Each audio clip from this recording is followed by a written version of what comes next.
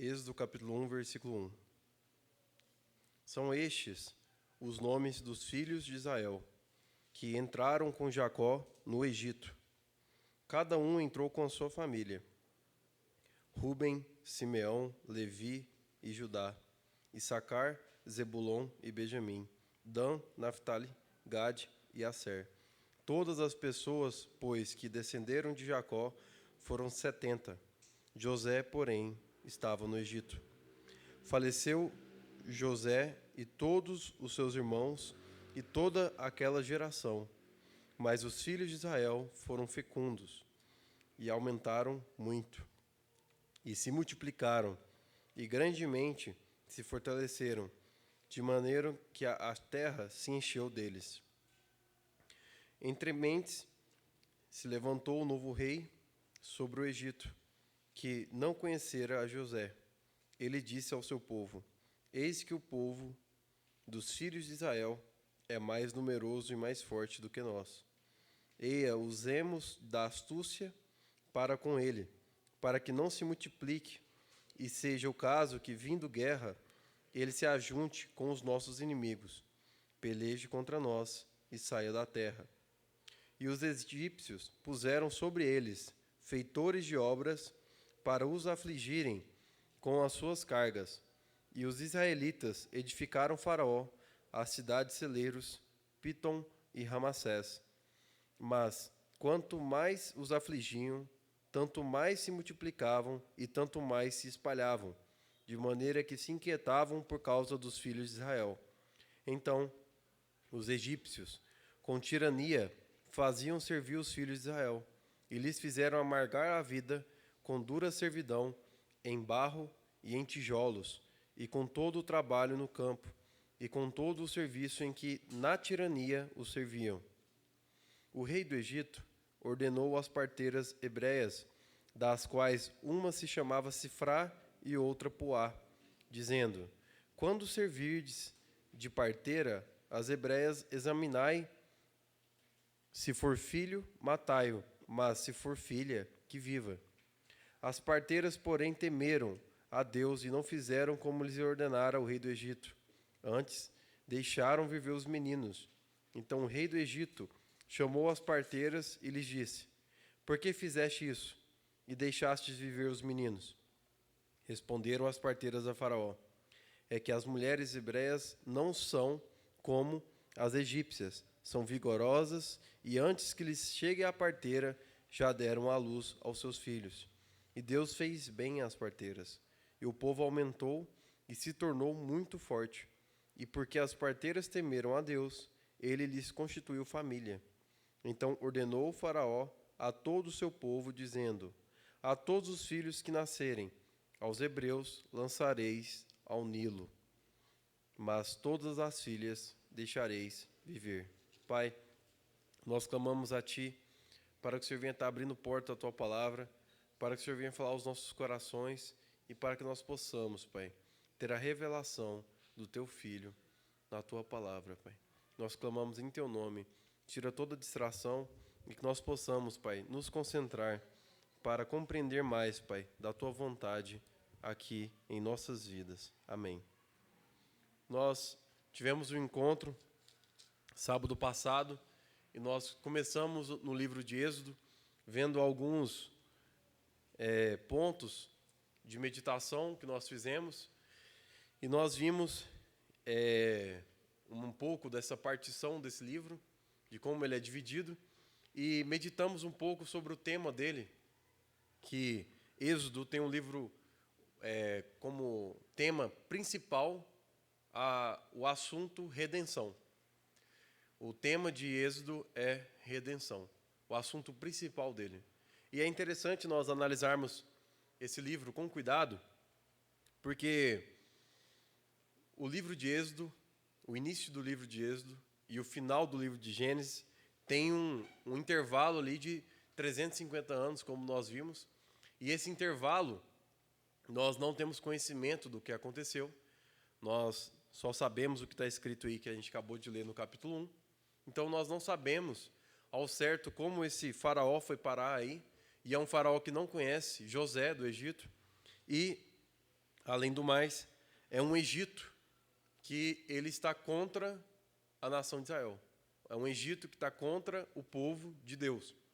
Nós vimos que em Gênesis, aos que leram Gênesis mostra que Abraão, Isaac, Jacó, José, eles tinham um relacionamento com o Egito, mas não ao ponto de que está sendo narrado no livro de Êxodo, onde o Egito está tentando escravizar o povo de Deus.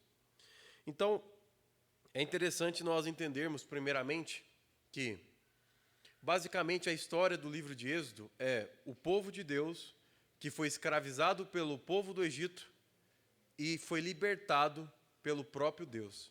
O povo de Deus sendo liberto da mão do povo do Egito pelo próprio Deus.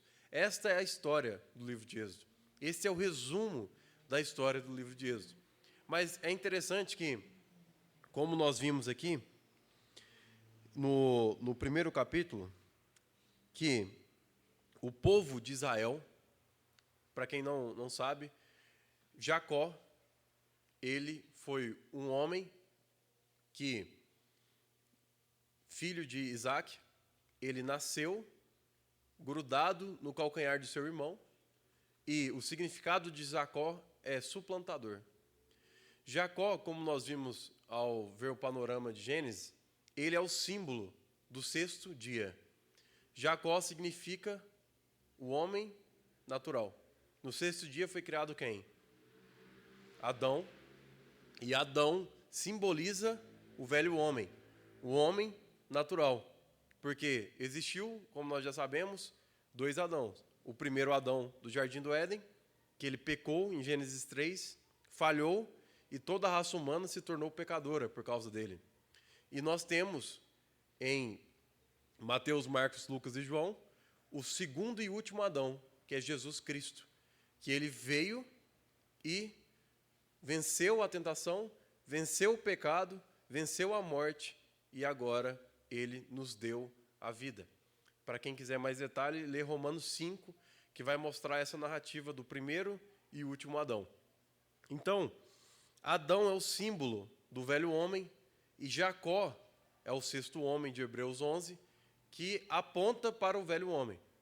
E é interessante nós analisarmos a vida de Jacó, porque Jacó, ele simboliza também as nossas vidas. Porque Jacó, apontando para o velho homem, ele, sendo suplantador igualmente a nós, que queremos agarrar todas as coisas, queremos tomar posse de todas as coisas, queremos usufruir de todas as coisas, mas Deus tem outros planos para as nossas vidas, que é que nós sejamos herdeiros de todas as coisas, juntamente com Jesus Cristo, como Jacó foi.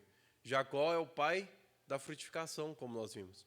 Mas para Jacó se tornar esse homem, o que Deus teve que fazer com ele? Tocar em sua coxa, ferindo Jacó, para que Jacó parasse e entendesse que, como a Lana leu, nada nós podemos fazer se nós não estivermos nele, permanecendo e andando nele. O caminho para nós frutificarmos é andarmos nele. E andando com ele, nós temos intimidade com ele.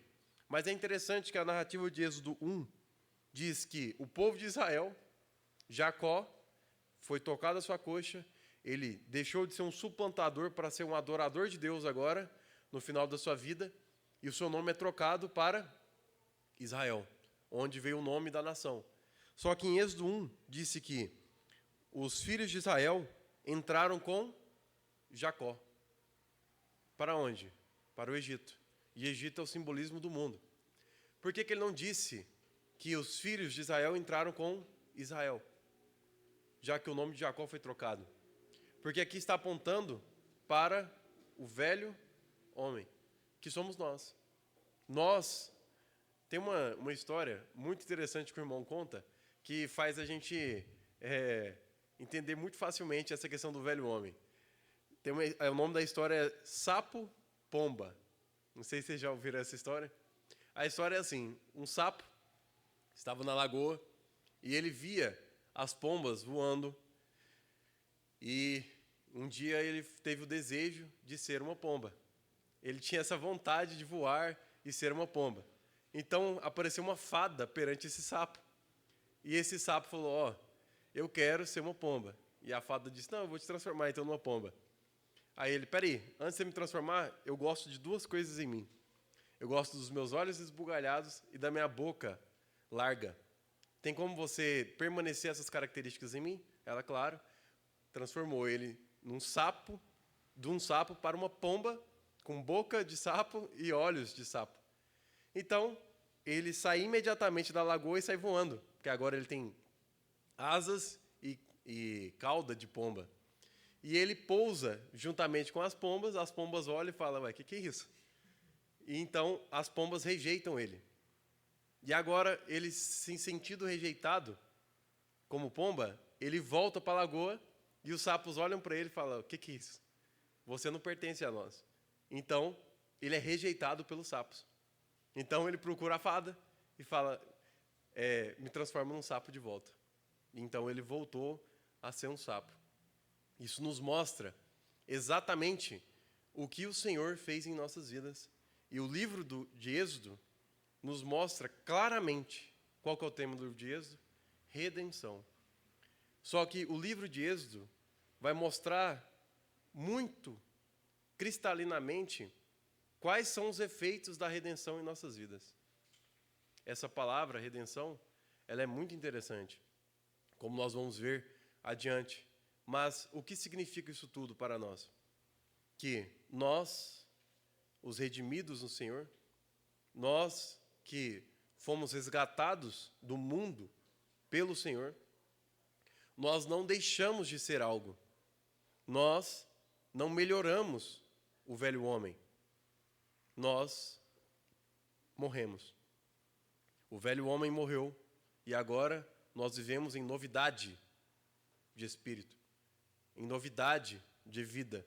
Somos novas criaturas, novas pessoas. Jacó, o velho homem, morreu e agora vive Israel. Você morreu e agora vive um novo homem e uma nova mulher. Isso significa o quê? Lembra que Jesus disse aos discípulos: o mundo te odeia, mas não se preocupe, porque ele odiou primeiramente a mim. Isso significa o quê? Nós temos que decidir se somos sapos ou pombas. Não dá para existir um meio termo entre nossas vidas. Ou nós vamos ser homens e mulheres do céu, filhos da luz, ou vamos ser homens e mulheres do mundo, filhos das trevas. Existe um abismo entre os dois, que não permite o meio termo. Se nós somos filhos de Deus, os filhos do mundo não nos aceitarão de maneira alguma. Nós vamos ser como Noé, lembra? Em meio à arca, em um mundo em caos. Nós vamos ser como Noé, em meio a Jesus, nossa arca, que vai nos levar em meio a esse dilúvio, em meio a essa tribulação que o mundo nos rejeita. Então, o livro de Êxodo, ele é qual? Qual a posição do livro de Êxodo no cânon bíblico? Ele é o segundo livro. Olha que interessante. Nas meditações do livro de Gênesis que nós fizemos, nós vimos que em Hebreus 11 nos mostra 7 homens que está ligado aos 7 primeiros dias, aos 7 dias da criação. Qual que é o primeiro dia? Separação entre dia e noite, separação entre trevas e luz. O segundo dia, qual que é a separação? É a separação das águas sobre o firmamento e as águas debaixo do firmamento. E esse segundo dia aponta para quem? Enoque. Enoque é o segundo homem de Hebreus 11. Enoque andou com Deus e foi transladado, apontando para o homem celestial e o homem terrenal. Separação entre o homem celestial e o homem terreno. E o livro de Êxodo, a gente pode colocar como também um subtítulo para o livro da separação. Ele é o segundo livro, segundo dia, segunda pessoa. Ele é o livro da separação entre o povo de Deus e o povo do mundo. Essa separação é muito clara no livro de Gênesis. Deus separou o povo de Deus do Egito. Deus separou o gado do povo de Deus do gado do povo do Egito. Deus dividiu o mar.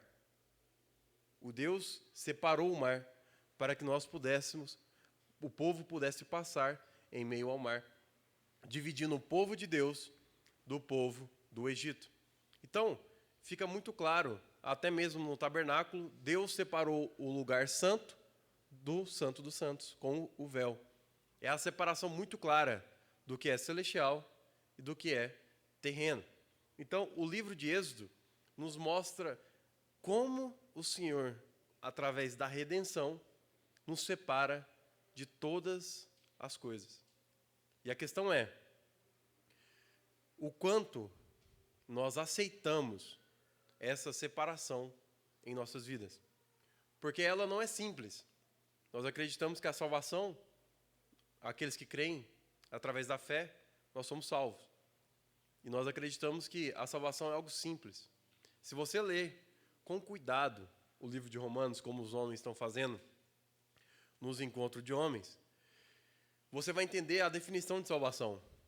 A definição de salvação, ela vai muito mais além do que a palavra em si, salvação. A salvação vai muito além, me permitem essa redundância, do que a salvação de nossas vidas. Se você ler Romanos 8:20, vai mostrar que a terra, a criação, é uma vaidade, ou vazia, ou nula. Ela não tem nada, ela é vazia. A criação é vazia. Mas ele vai explicar. A criação não é de Deus? Como que ela é vaidosa? Como que ela é nula? Por causa da entrada do pecado nela. O pecado, lembra de Gênesis 3? A partir do versículo 15? Maldita és a terra, por causa do pecado de Adão. Porque Adão era o cabeça da terra. Então, se Adão pecou, todas as coisas que estavam debaixo de Adão pecaram. Então, vai dizer Romanos 8:20, que a terra é vaidosa, ela tem a vaidade, e por causa disso, não foi algo voluntário dela, mas sim por causa do cabeça dela, que era Adão. Então, por causa disso, a salvação atingiu a terra, a criação, atingiu o universo. Então, a salvação vai muito além de tudo o que gira em torno das nossas vidas, do nosso próprio umbigo. Ela abrange o universo inteiro, como nós já vimos em algumas oportunidades. Então, o livro de Êxodo, como tema da redenção, nós temos que observar essa palavra com mais cuidado. E eu creio que nós vamos ter uma luz em Romanos. Vamos em Romanos 3, só para nós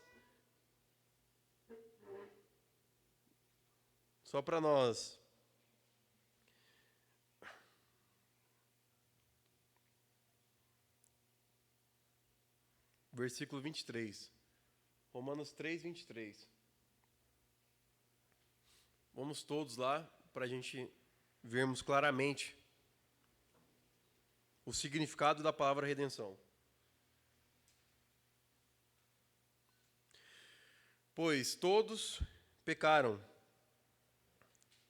e carecem da glória de Deus, sendo justificados gratuitamente por sua graça, mediante a redenção que há em Cristo Jesus. Sendo justificados gratuitamente por sua graça, mediante a redenção que há em Cristo Jesus. Então, uma primeira faceta do que é a salvação está aqui. A salvação, ela foi nos entregue, nós fomos salvos através da redenção. Essa palavra, que é redenção, apolutrosis, ela tem algo muito interessante o seu significado. Na época, para se comprar um escravo, existia uma moeda chamada lustros, que é a palavra que está dentro de apolutrosis. E essa moeda, Você ia ao mercado de escravos, davam uma quantidade de lucros e compravam um escravo. Então, a palavra apolutroses, que é redenção, ela significa a compra ou um pagamento de um escravo, trazendo a liberdade para ele. É a salvação de um escravo, a libertação de um escravo através de um pagamento. E é interessante que essa foi a intenção do apóstolo Paulo aí nesse texto. Mas olha o que ele vai dizer. Mediante a redenção que é em Cristo Jesus, a quem Deus propôs. Deus propôs o quê? A redenção. E a redenção é o quê? Troca a palavra. Deus propôs o pagamento. O pagamento no seu sangue. Ele não pagou em moedas. Ele pagou através do seu sangue, como propiciação, mediante a fé, para manifestar a sua justiça. Agora, olha para você ver mais claramente sobre esse pagamento. Vai em 1 Timóteo 2,6.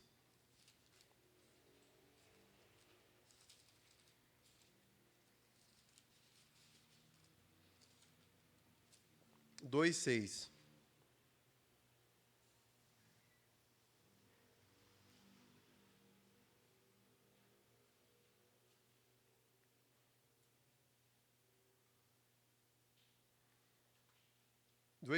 Porquanto há um só Deus, um só mediador entre Deus e os homens, Cristo Jesus, homem, em qual esse Cristo Jesus, que é homem, se deu em resgate. A palavra aqui é redenção. Se deu em resgate por todos. Por todos. Então, o que está dizendo aqui? Que Jesus, através da redenção, através de um pagamento, ele pagou uma quantia que equivale para comprar todos os escravos, todos os que estão escravizados, todos os que estão presos. Ele pagou a quantia para libertar a todos. Agora olha para você ver outro texto. 1 Pedro, mais para frente aí de Timóteo, 1 Pedro 1,18. Sabendo que não foi mediante as coisas corruptíveis. Olha que interessante. Ele vai seguir essa linha que a gente estava falando. Sabendo que não foi mediante as coisas corruptíveis, como prata ou ouro, que fostes comprados, resgatados. Redenção. Do vosso fútil procedimento, que vossos pais vos legaram, mas pelo precioso sangue, como de cordeiro, sem defeito e sem mácula, o sangue de Cristo. Então, aqui está mostrando muito claramente que essa palavra redenção, que é um pagamento através desta moeda, Deus inverteu e ele não pagou através de coisas corruptíveis. Não comprou esses escravos através de coisas corruptíveis, e sim através de uma vida, que foi a do seu próprio filho. Ele deu o seu filho. Ele amou o mundo de tal maneira que ele deu, ele entregou. Através do seu amor, ele pagou a liberdade desses escravos. Agora, quem que é esses escravos? Vamos em Tito 3:3. Tito,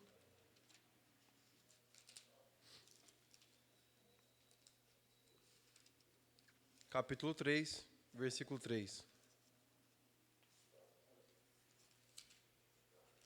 Depois de Timóteo.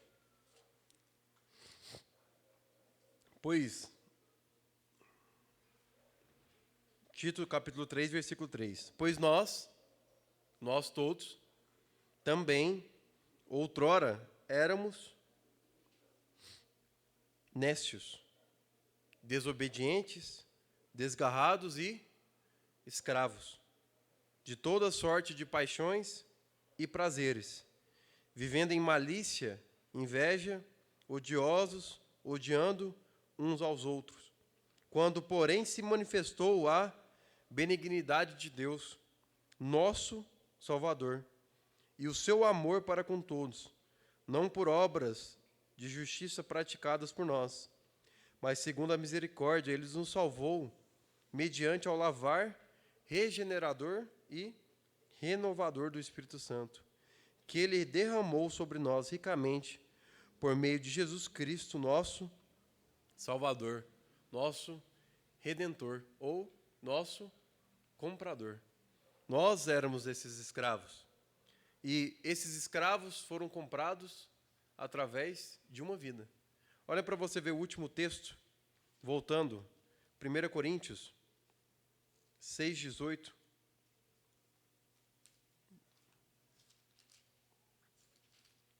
O último texto, 6,18.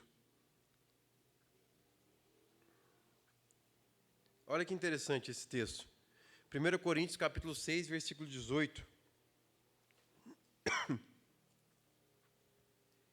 O apóstolo Paulo, ele está trazendo uma ideia aqui, que nós, a igreja, nós juntos formamos um corpo.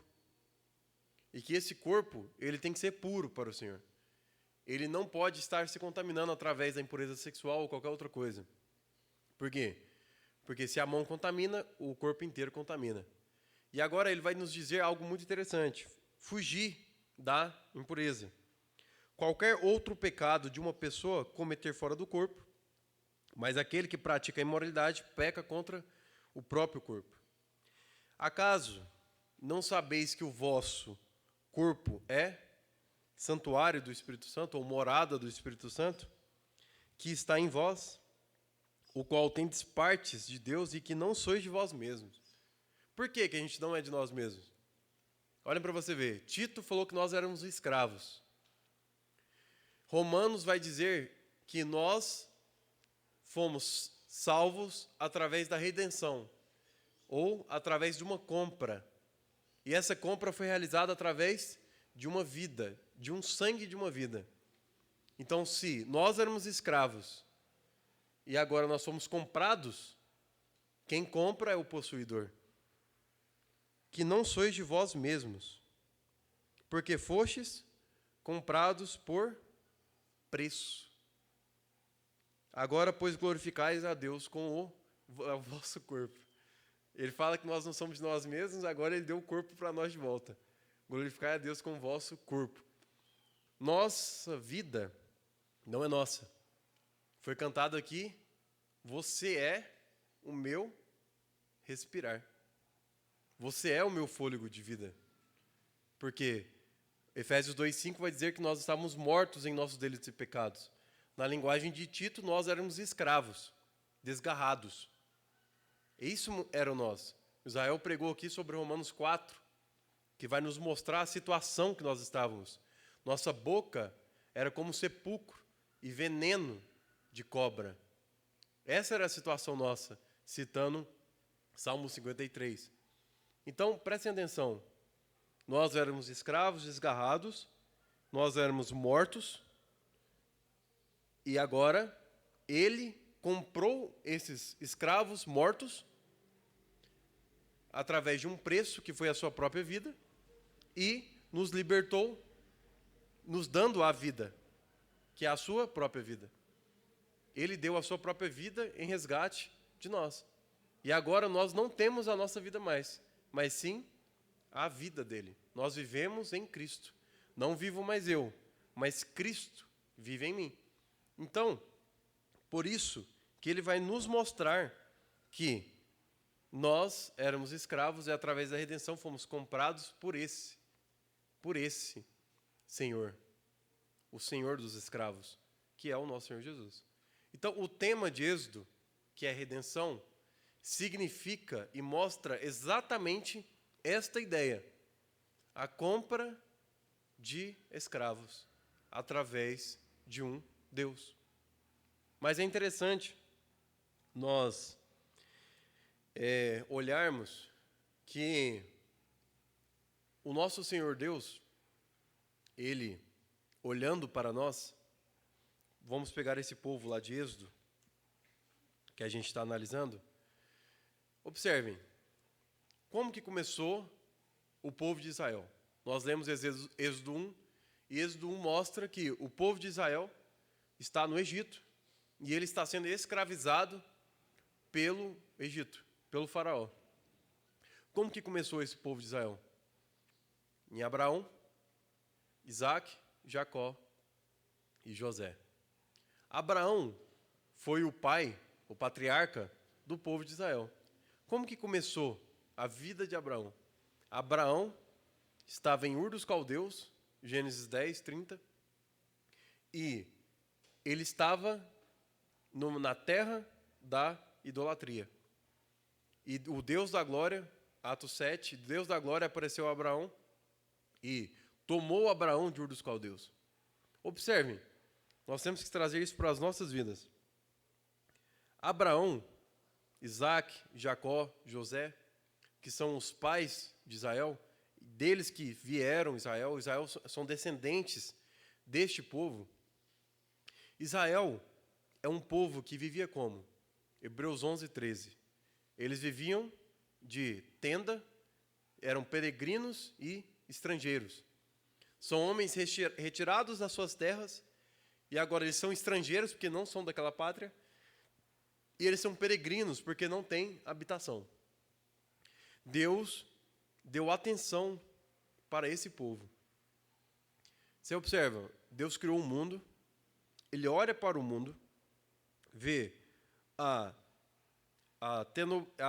desgraça que o mundo está, a destruição que o mundo está, e ele olha para todas as pessoas do mundo, e ele vê um povo mendigo no deserto. E ele diz, esse povo será o meu povo, e eu farei habitação nesse povo.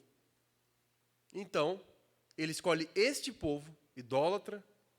Por que você acha que Moisés, através do livro de Êxodo, foi o fundador da religião monoteísta, que é a religião que segue um Deus? Porque a terra era banhada pelo politeísmo. A terra era banhada pela idolatria de outros deuses. Então, Deus apresenta o único Deus. Então, ele escolhe esse povo idólatra, esse povo sem recurso algum, para ser o seu povo. Um povo escravo, cativo, e um povo sem recurso algum. E ele diz, esse povo será o meu povo. Isto também é para nós. Porque ele olhou para nós, escravos dos nossos prazeres, desgarrados, mortos em nossas concupiscências e pecados. E ele diz, vocês serão meu, e eu serei seus. Isto é o alvo da nossa meditação até a volta dele. Até a volta dele. Porque isso é assustador. Como que nós estamos dizendo que Deus, que criou os céus e a terra, o Deus Todo-Poderoso, ele olha para alguém e dá a moral para essa pessoa? Olha Êxodo 15, para você ver o que o próprio Deus disse. Êxodo 15, versículo 13.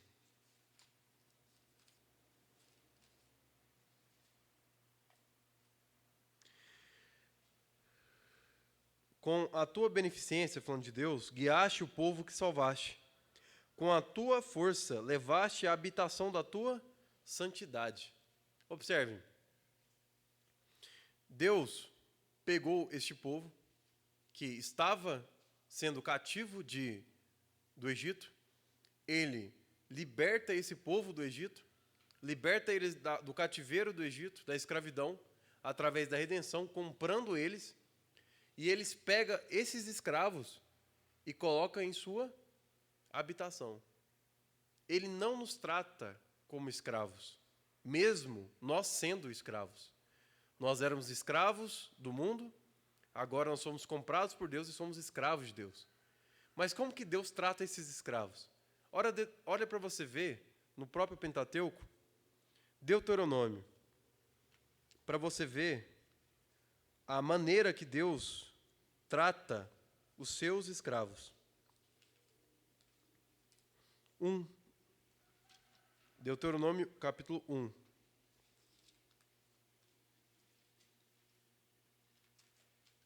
Só 2 textos em Deuteronômio.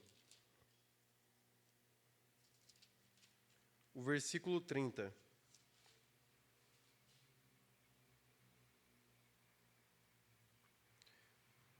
O Senhor vosso Deus...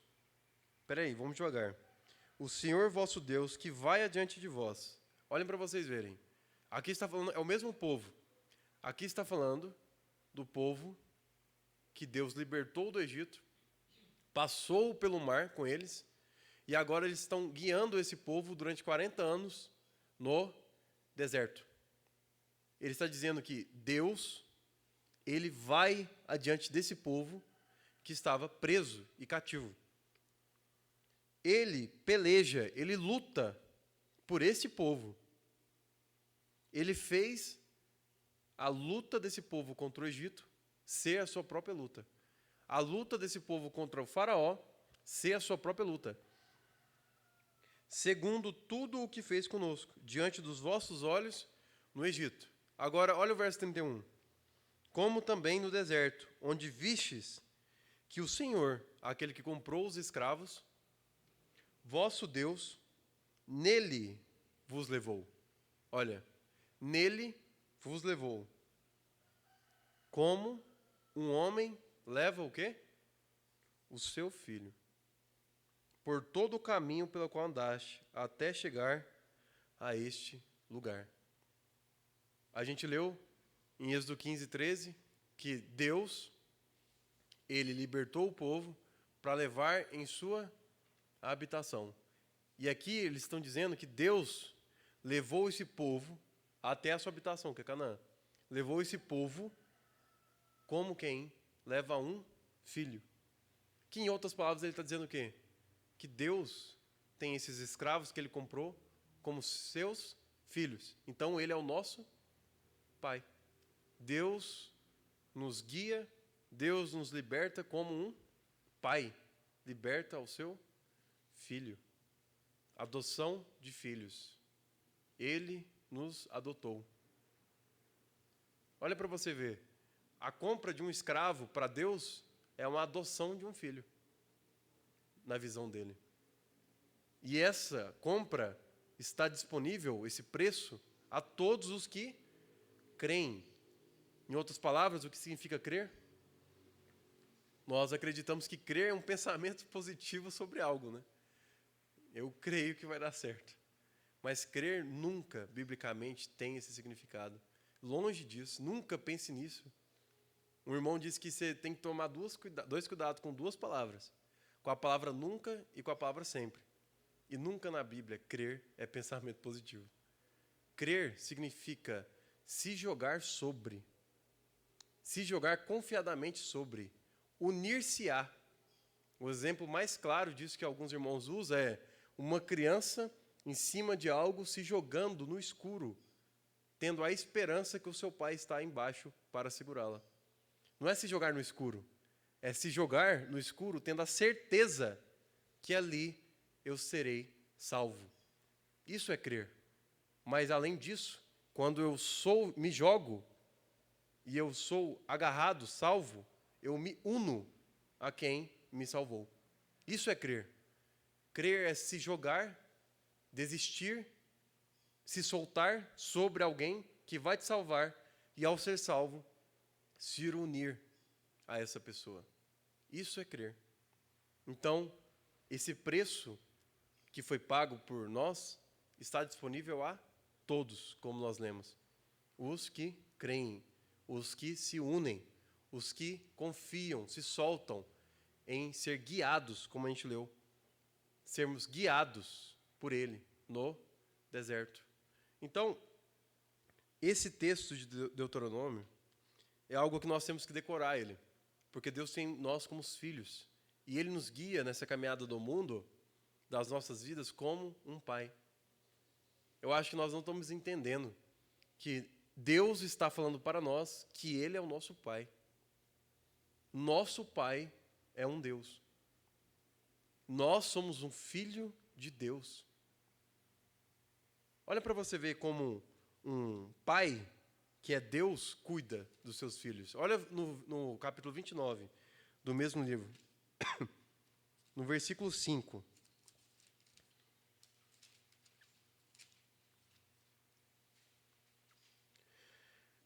Sobre o mesmo povo. 40 anos vos conduzi, vos guiei pelo deserto. Não envelheceram sobre vós as suas vestes, nem se gastou o vosso pé a sandália. Pão não comeste, e não bebeste vinho, nem bebida forte, para que soubesseis que eu sou o Senhor vosso Deus. Olha para você ver como que é o cuidado de um pai que é Deus. Observem, nós aqui hoje, nós olhamos os nossos irmãos aqui, tá com o sapato rasgado, a calça rasgada, e a gente vai para nossas casas e não importa isso para nós. Mas Deus olhou para os mendigos do deserto, Deus olhou para os escravos, o povo mais pobre do mundo, e se importou com as suas sandálias. Com as suas sandálias. Tem algo mais fútil, mais pequeno do que uma sandália? Eu não sou digno de desatar as sandálias dos seus pés. Lembra João Batista falando sobre Jesus? Eu não sou digno de desatar as suas sandálias. Eu não sou digno. Deus, João Batista falando sobre Jesus, o Filho de Deus, que ele não era digno de desatar as sandálias de seus pés. E Deus está virando para nós e falando, eu cuido das suas sandálias nessa caminhada. Eu cuido das suas vestes. Lembra de Mateus 6? Lucas 12? Por que vocês estão andando ansiosos, cuidadosos, por coisa alguma? Por acaso vocês podem acrescentar um côvado à vossa altura? Olhem as aves, olhem para esse campo. Nem Salomão, em toda a sua glória, se vestiu como elas, porque eu cuido delas. Meus irmãos, por quê? Por que a gente tem essa facilidade de esquecer? Por que a gente tem essa facilidade? Por que a gente se esquece que o nosso Pai é Deus?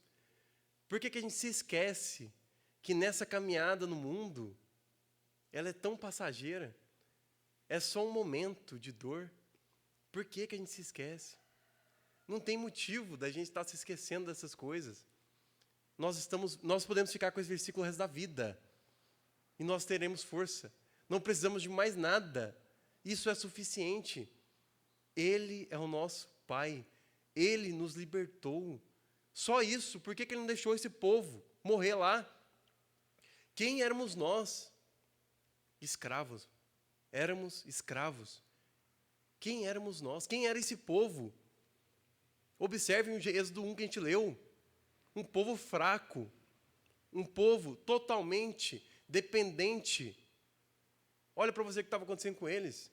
Da mesma forma que está acontecendo com nós. O mundo não muda, a história não muda. O mesmo ontem, o mesmo hoje sempre será. A história do mundo é a mesma, é um ciclo. Na época, o que aconteceu com eles? O diabo, que é o símbolo de Faraó, o inimigo, o que ele fez para acabar com o povo de Deus? Mesma coisa que ele faz hoje. Aumentou o serviço sobre eles. Aumentou o serviço sobre eles. Aumentou a carga tributária sobre eles. Eles começaram a fazer mais tijolo. Ficou lá no forno fazendo tijolo. E eles iam morrer no forno fazendo tijolo, se Deus não tivesse libertado eles. Para. Quem é você? Quem é você? Está tudo aqui. E nós estamos agindo, parecendo que a gente é o quê? Para a gente é o quê? Nós estamos voltando a ser sapo-pomba. Nós estamos voltando a ser o que a gente não é. Sabe o que a gente está fazendo? Olha a figura. Nós somos o povo de Israel. Israel foi liberto como? Moisés bateu o cajado na água, a água se abriu, passou o povo por meio da água, o mar se fechou, os soldados do Egito morreu, e agora está separado entre o povo de Deus do lado do mar e o povo do Egito. E a separação entre eles é um abismo de água. Nós estamos nadando nesse mar, retrocedendo para o Egito. Tem uma passagem aqui terrível, que abre aí, próximo livro aí, Números. Anterior. Números 11. 4.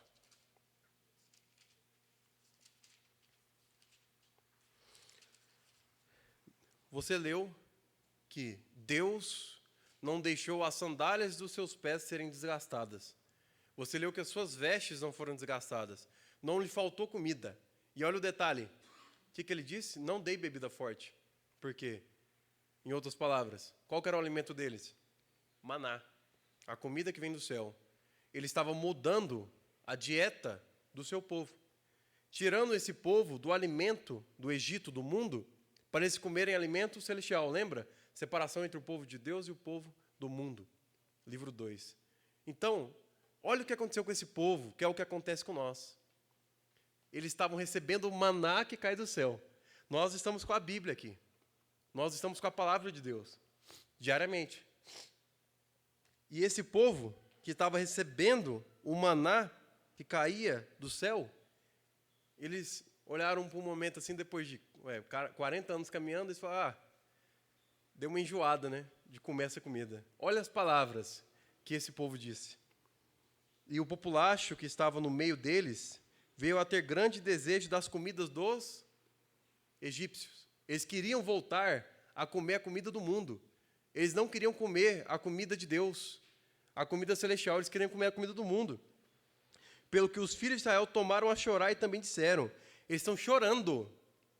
Eles estão chorando como escravos, de novo. Oh Deus, me dá aí, por favor, algo, um bem material aí, um carro, uma casa, uma comida aí, porque eu estou passando necessidade, porque eu sou um escravo do mundo. Eu sou um escravo do mundo. Por isso que eu tenho que ficar orando aí para Deus me abençoar, porque eu sou um escravo do mundo. Eu sou um escravo do mundo. Por isso que eu tenho que dobrar o joelho e orar, pedindo que Deus me abençoe. E tenha fé, pensamento positivo sobre isso. Tornaram a chorar e também disseram, quem nos dará carne a comer? Quem nos dará carne a comer? Eles não queriam mais o maná. E é o que eles dizem? Lembra-nos dos peixes. Vocês lembram dos prazeres? Você lembra o quão o mundo é bom? No Egito, comíamos de graça. Lembra, Jacó, o velho homem, trocou a sua... Esaú trocou a sua primogenitura por um prato de lentilhas. Ele trocou tudo. Tudo. Trocou a sua herança. Nós somos herdeiros do céu. Nós trocamos tudo por um prato de lentilhas. Lembram-nos dos peixes que no Egito comiam de graça, dos pepinos, dos melões, dos alhos silvestres, das cebolas e dos alhos. Agora, porém, olha essa frase, seca-se a nossa alma. A alma deles estavam totalmente em uma dependência das coisas mundanas. A alma deles estava entrando em agonia, porque eles estavam, o coração palpitando pelas coisas do mundo. Agora, porém, seca-se a nossa alma, e nenhuma coisa vemos a não ser esse maná. Nenhuma coisa vemos a não ser esse maná. Meus irmãos, que perigo.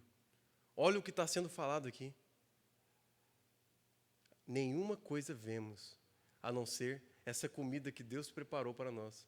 Essa mesa no deserto que Ele preparou para nós. Nenhuma coisa na minha vida tem sucesso. Eu não tenho nada, a não ser um Deus que é Pai. A não ser o cuidado do próprio Deus. Eu não tenho nada para fazer, a não ser meditar na Tua palavra, que é o meu alimento. Porque nem só de pão vive um homem, mas de toda a palavra que sai da boca dele. Deveria ser suficiente, porque tudo posso naquele que me fortalece.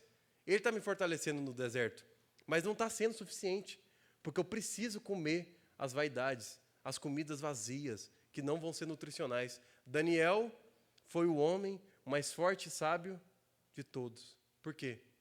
Ele não comeu a comida que foi lhe oferecida, mas fez jejum que Deus determinou. É muito claro isso aqui no Antigo Testamento. Era o maná como semente de coentro, e a sua aparência semelhança a bidélio. Para eles, o maná se tornou algo comum. Em outras palavras, como o irmão traz à tona esse assunto, quando as verdades celestiais, quando as doutrinas bíblicas se tornarem comum para nós, eu sei que Deus se fez carne. O Deus se fez homem. Eu sei que Deus cuida de mim. Quando se tornar essa palavra, eu sei. Quando você se tornar, é isso mesmo. Eu sei que vai chover maná hoje. Eu sei que vai vir um pão do céu. Eu sei que Deus morreu na cruz. Eu sei que Deus me ama. Quando isso se tornar em seu coração, mesmo que você repita isso várias vezes, você pode ter certeza que você está morto, prostrado no deserto. Você é melhor voltar para o mundo imediatamente, porque você vai só caminhar inutilmente com Deus por esse mundo, se abdicando de tudo, mas está desejando tudo. Aonde está o seu coração? Aonde está o seu coração? Onde está o seu coração? É onde está o seu tesouro. É onde estão os desejos do seu coração. Você deseja Ele? Você deseja Ele em algum momento do seu dia? Meus irmãos, trazendo um spoiler, 40 anos caminhando com um Deus que cuida das suas sandálias. Eles não creram nele. Não creram, mas eles estavam vendo milagres e maravilhas. Por que eles não creram? Porque crer é se unir a Deus. A palavra que ouviram não lhe aproveitaram, porque não misturaram com a fé. Então eles morreram no deserto. Este é o nosso destino. De todos que estão aqui. Vamos morrer no deserto. Vamos morrer aqui, agora. Vamos morrer. Por quê? Não estamos nos unindo, tendo intimidade com aquele que nos pagou, nos comprou, nos libertou. Muito claro o que a Bíblia está nos mostrando. Então, olha para você ver outro detalhe. Para você ver. Êxodo capítulo 1 vai nos mostrar que esse faraó, que não conhecia José, e ele não conhecia o nosso Deus, ele começou a ter uma luta contra esse povo esse povo de Israel. E faraó simboliza o diabo, o inimigo, e o Egito simboliza o mundo. Olha tanto que é interessante o simbolismo do Egito no mundo. Coloquem aí Deuteronômio 11:11. Olhem para vocês verem. O povo foi levado de Israel para o Egito, e agora nós, obrigado.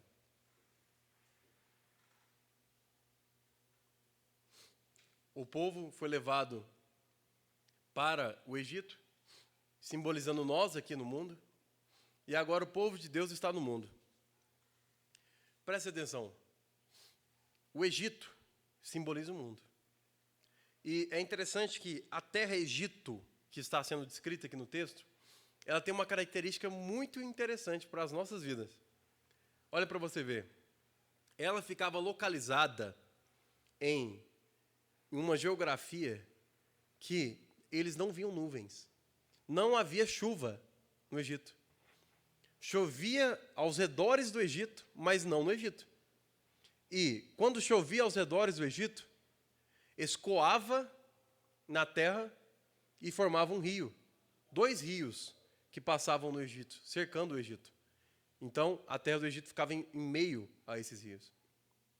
Então, eles idolatravam o rio. Em outras palavras, eles não tinham olhos para os céus. Eles só tinham olhos para a terra. Em outras palavras, eles não dependiam da chuva. Eles não dependiam da provisão do céu. Só dependiam do que era feito pelas suas próprias mãos. Agora, olha o que é descrito sobre Canaã, que simboliza a vida em plenitude com Cristo.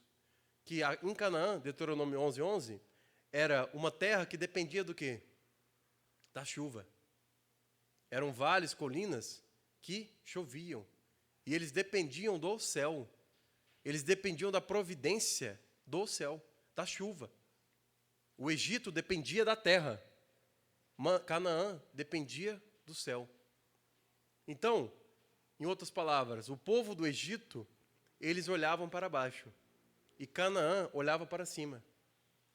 E é tão claro isso quando você vê no Pentateuco, que quando trouxe a arca, e o povo caminhou com a arca no deserto, qual que era o sentido de orientação que Deus guiou eles? Uma nuvem no céu. Onde a nuvem parava, eles paravam. Onde ela andava, eles andavam. Então, um povo dependente totalmente do céu, da providência divina. Enquanto o povo do Egito era um povo totalmente dependente da terra, das suas próprias mãos. Outra característica do Egito, para vocês entenderem sobre o mundo no Egito, que é o símbolo do mundo. O Egito é um povo que fez construções que hoje, se você tiver dinheiro, você paga e você vê o Egito. E são construções milenares que eles fizeram para durar eternamente. Só que o Egito não passa do quê? De um cemitério. O Egito, eles embalsamam os seus mortos para mostrar essa idolatria sobre eles, e eles idolatram basicamente o quê? O memento mori, né? Lembre-se da morte, lembre-se que você vai morrer. Eles idolatram exatamente a morte. Eles não têm o que fazer. Então, o mundo é um cemitério. O mundo é simplesmente o quê? A terra dos mortos. Não há vida alguma. Lembra de João 1, capítulo 1, versículo 4?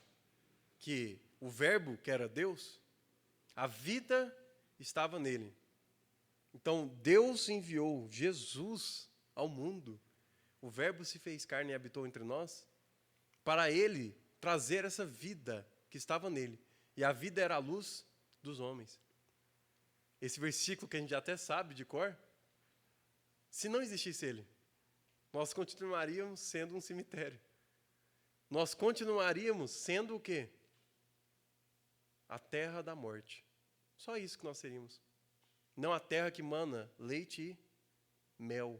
A terra da vida. Mel é o simbolismo da vida. A terra da vida. Olha que lindo o que nós estamos falando. Deus retirou eles da terra da morte e levou eles para a terra, não só da vida, mas da fonte da vida. Levou eles para a terra da fonte da vida, onde lá emana a vida, onde lá flui a vida. Isso é uma verdade em nós. Em nós.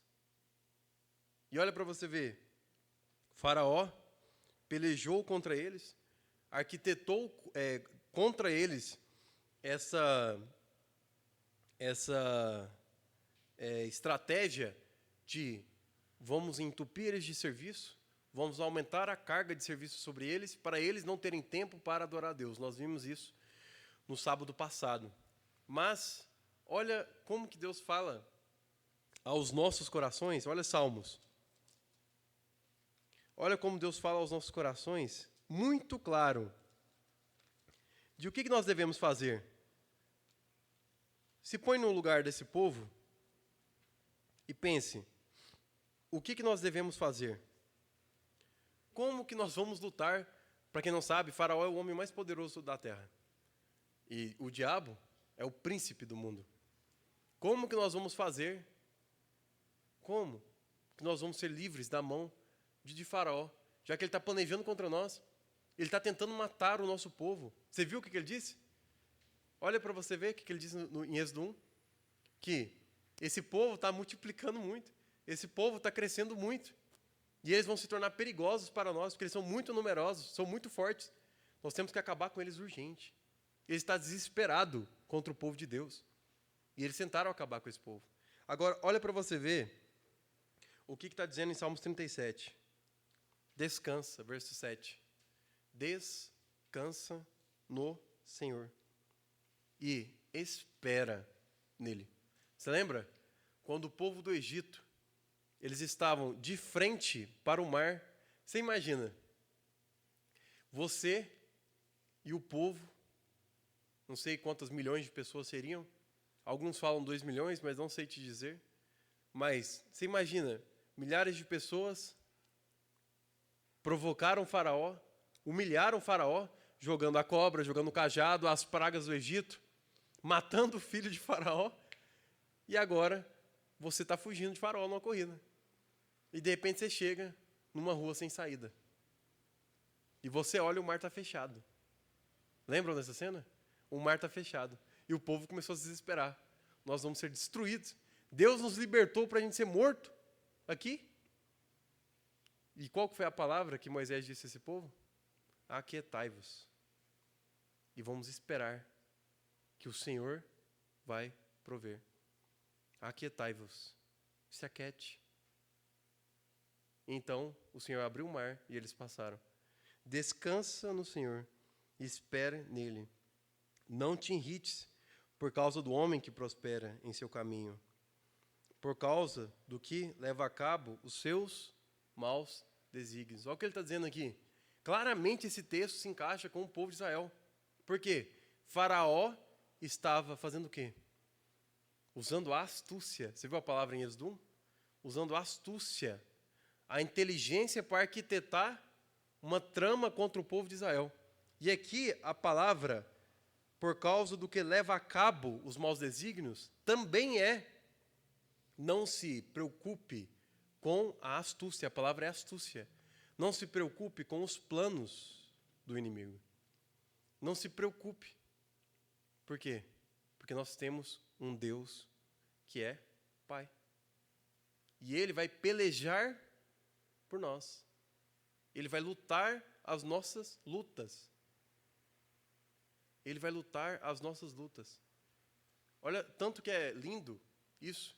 Sabe qual que é o principal? Nós vimos isso em Atos 7, quem quiser ler lá. Atos 7 é a pregação de Estevão. Ele vai fazendo uma releitura do Antigo Testamento, linda. E adivinha quem estava no dia dessa pregação? Apóstolo Paulo. Apóstolo Paulo, ouvindo Estevão pregar, devia estar entrando em colapso. Como que este homem tem essa visão? Então, Estevão está fazendo uma releitura do Antigo Testamento e ele mostrando que o Deus da glória apareceu a Abraão. E ele mostra sobre o povo no deserto.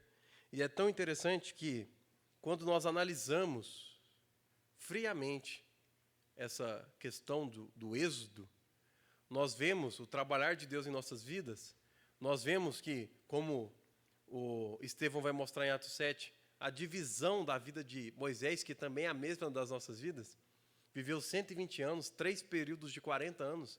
Primeiro 40 anos, nasceu, foi criado pelos egípcios, homem instruído, lembram?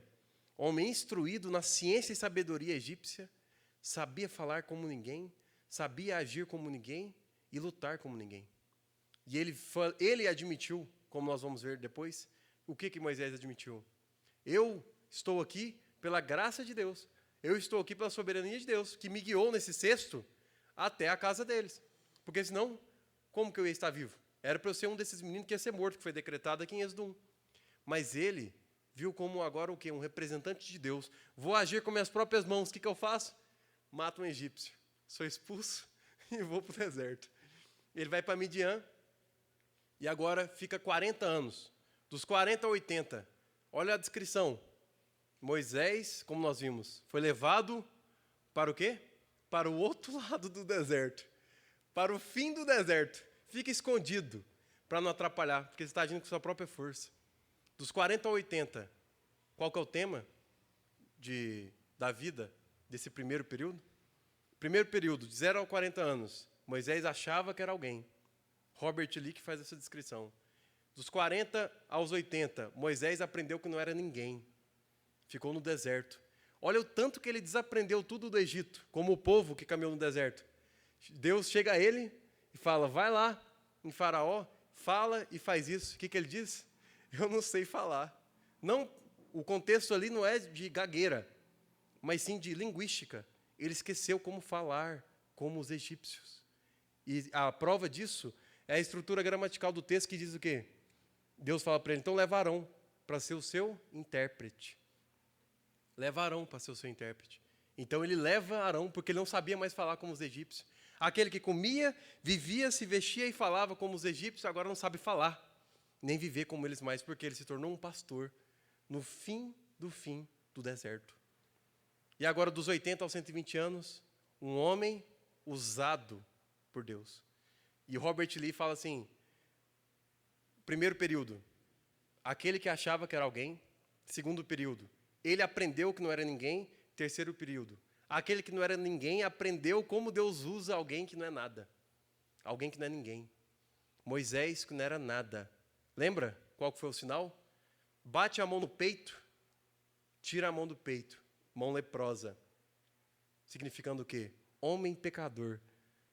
Agora, segundo, pega o cajado. O cajado simboliza a autoridade.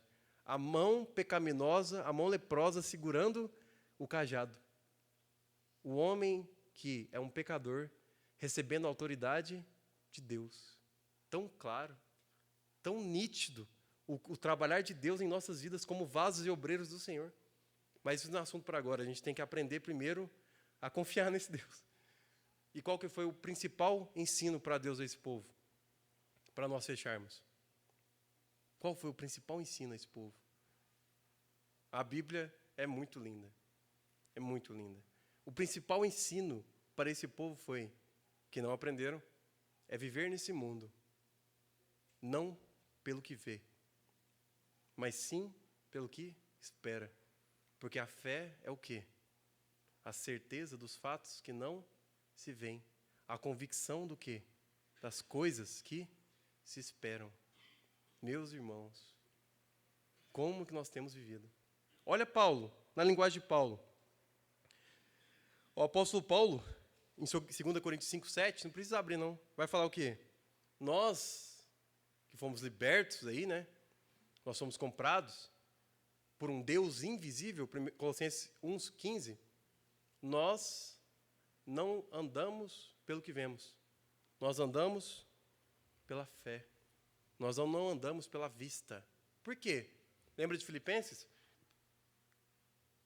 Nós que fomos transportados do reino das trevas para o reino do céu. Lembra que o apóstolo Paulo só tinha o Antigo Testamento. Reino das trevas, reino dos céus, Egito, Mar Vermelho, muito claro que a gente já conversou sobre isso. Nós agora não temos a mente nas coisas do mundo, mas nas coisas celestiais. Por quê? Nossa pátria não é daqui. Nossa pátria é celestial. Homens de Deus. Vivemos nele. E só estamos aguardando o quê? A última salvação, que é do nosso corpo. Porque esse corpo é pecaminoso. Então, olha para você ver. O que o apóstolo Paulo vai nos mostrar sobre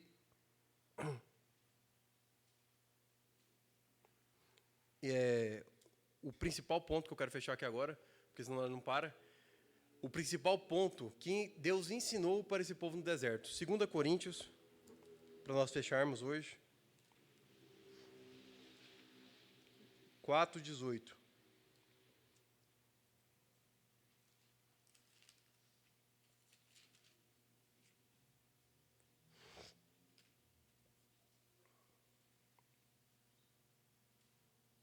Primeiro, vamos no verso 16, 2 Coríntios 4:16. Foi o texto que a gente leu. Nós lemos esse texto sábado passado, Êxodo 4:16.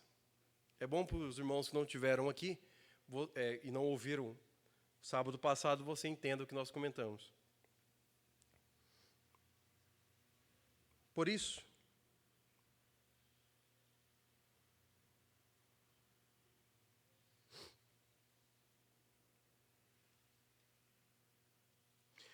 isso, não desanimamos.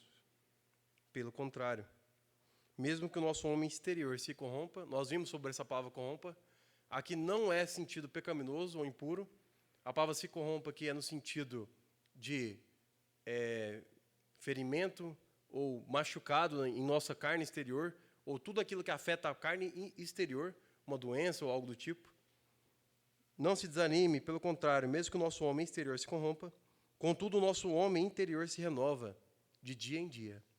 Aqui ele já está mostrando o que ele vai falar. Ele está nos dizendo, independente do que aconteça aí fora, não importa. O que importa é o que está aí dentro, porque o lar do Espírito Santo, o lar de Deus é em nosso interior. Porque a nossa leve e momentânea tribulação, nós vimos o significado dessa palavra. Nós lemos o texto sobre essa palavra. Eu vou ler ele novamente. Sobre essa palavra. Um irmão do século passado, ele sobre esse versículo 17, porque a nossa leve e momentânea tribulação, ele comentou sobre esse texto. Quem que escreveu isso aqui? Paulo. E ele está dizendo sobre que tudo o que ele passou foi uma leve e momentânea tribulação. Vamos observar Paulo de perto, ele dizendo, o seu rosto magro, o seu corpo coberto de cicatrizes, uma figura encurvada de um homem castigado pela fome e quebrantado pelos jejuns, uma pele ressequida e fissurada, consideremos seu corpo mirrado, brutalmente aperedejado, em listra, e esta lista acrescentamos muitos perigos, acrescidos de muita solidão, contemos ainda com 195 chibatadas, os 3 naufrágios, os 3 açoitamentos com varas, as diversas prisões e o significado do que ele chama de dia após dia eu morro. Ele se refere a isso assim, porque a nossa leve e momentânea tribulação produz para nós eterno peso de glória. Nós já comentamos sobre esse texto, mas é assustador. Ele está falando que tudo isso que ele passou é uma leve e momentânea tribulação. E nós estamos no pior momento das nossas vidas. Né? Tudo que nós estamos passando é, a família enchendo o saco, eu não aguento, vou largar tudo. Olha, continuando o texto. Nosso eterno peso de glória, acima de toda comparação. Muito claro o que ele está dizendo aqui. Comparado com a glória de Deus, tudo que estamos passando aqui é nada. Não atentando nós às coisas que se veem, mas nas que não se veem. Porque as que se veem são temporais, e as que não se veem são eternas. Olhem para vocês verem. Essa foi a lição que o nosso Senhor foi dar para o povo que foi redimido. E nós somos esse povo redimido. E é isso que ele está esperando de nós. Se você ler Hebreus 11, 13 a 16, você vai ver isso. O texto que tanto nós já citamos. Povo que era peregrino e estrangeiro. E eles não andavam e nem viram as promessas se cumprirem para as suas vidas. Abraão viu alguma coisa? Isaac viu? Quem que viu? Agora o povo se multiplicando em Êxodo 1. O povo está se multiplicando agora. Cadê a promessa de que o povo ia ser contagem como a dos céus? Lembra de Êxodo 22, de Gênesis 22? O povo ia ser como a areia do mar? Cadê? Só aconteceu agora. Só aconteceu agora. E cadê o povo do Antigo Testamento inteiro esperando o Messias vir? E não veio. E não veio. De Malaquias a Mateus é um período de 400 anos. 400 anos sem um profeta de Deus aparecer. E quando apareceu esse profeta, o último profeta que existiu na terra, chamado João Batista, o que ele disse? Eis o Cordeiro de Deus, que tira o pecado do mundo. Esse Cordeiro de Deus é aquele Cordeiro de Deus lá de Gênesis 22.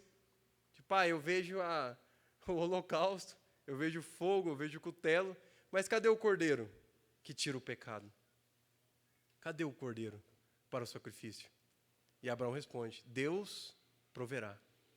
E foi provido só em João Batista. Viviam pelas coisas que se esperam. Nós temos que ver hoje como? Esperando quem? Nós temos que ver como? Como viúvas. Como viúvas, esperando o nosso noivo, que morreu. O nosso noivo que morreu. Nós estamos esperando ele. Não é isso? Não é isso que nós estamos fazendo? Fazei memória de mim, com isso que nós vamos fazer aqui agora. Não é isso que nós vamos fazer agora? Para quê? Até que ele venha. Vamos fazer isso, a memória dele, até que ele venha, o sacrifício que ele fez do nosso noivo.